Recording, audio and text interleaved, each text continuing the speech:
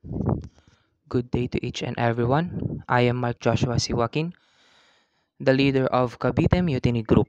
My group members are Dinong Eileen Joyce, Dagupyon Catherine May, De Asis Charmaine, Galakak Cornelio Jr., Keteng Jake Bryson, Galera James Cesar, Dison Kyla Nicole, Gudayan Mayvi, and Castillo Isabel May.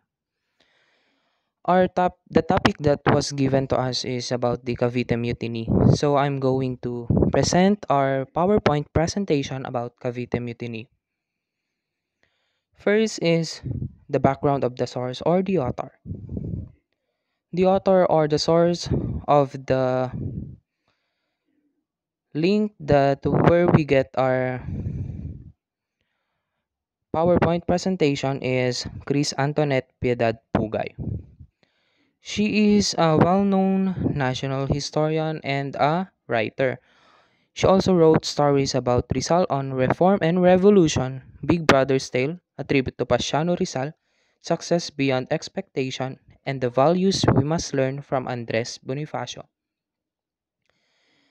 The 1872 Cavite Mutiny. Cavite Mutiny is Filipino uprising against Spanish rule. The Cavite Mutiny of 1872 was an uprising of Filipino military personnel of Fort San Felipe, the Spanish arsenal in Cavite, Philippines Islands, then also known as part of the Spanish East Indies, on January 1872. Around 200 locally recruited colonial troops and laborers rose up in the belief that it would elevate to a national uprising. Of course, this 1872 Cavite Mutiny is one of the event that is very meaningful to the following Filipinos. The mutiny was quickly crushed, but the Spanish regime under the reactionary governor Rafael de Escudero magnified the incident and used it as an excuse to clamp down on those Filipinos who had been calling for governmental reform. A number of Filipino intellectuals were seized and accused of complicity with the mutineers after a brief trial. Three priests, Jose Burgos, Jacinto Zamora, and Mariano Gomez, were publicly executed.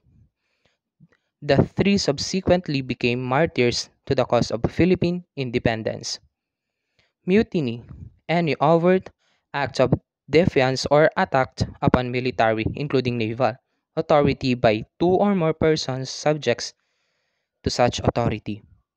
The term is occasionally used to describe non-military instances of defiance or attack such as mutiny on board or merchant ship or a rising of slaves in a state in which slavery is recognized by law or custom.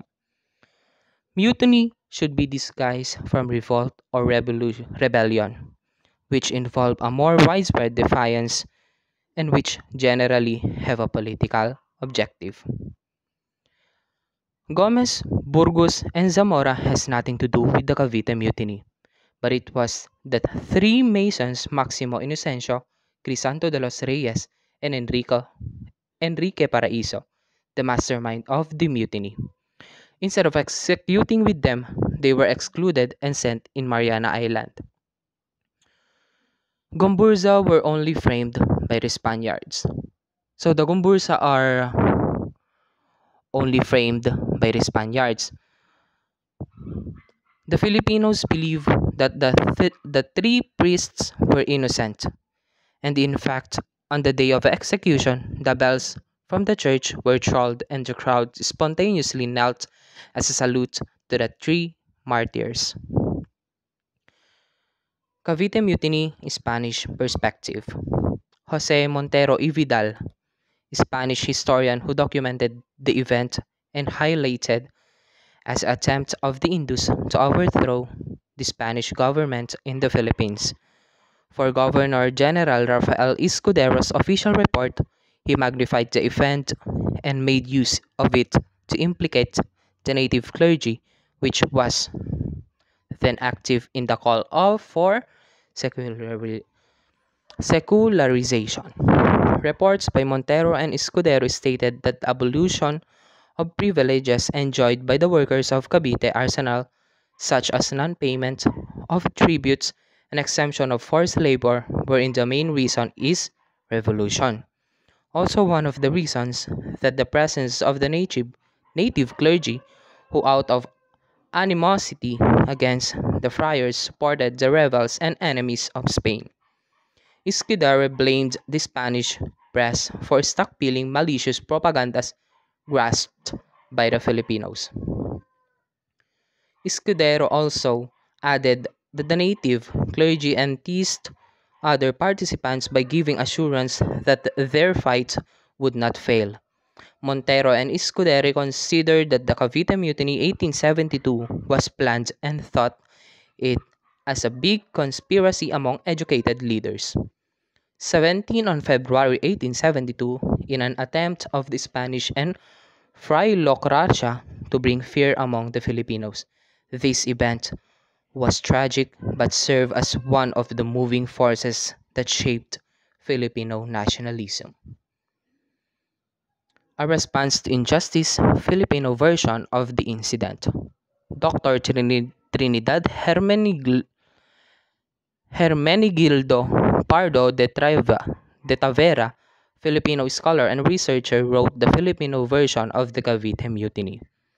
In his point, he stated that the incident is a mere mutiny by the native Filipino soldiers and laborers from the Cavite arsenal that is not satisfied with the abolition of the privileges. He blamed Escudero policies such as the abolition of privileges of the workers and the native army members of the arsenal and the prohibition of the founding of School of Arts and Trades for the Filipinos, which Izquierdo believed as a cover up for the organization of a political club.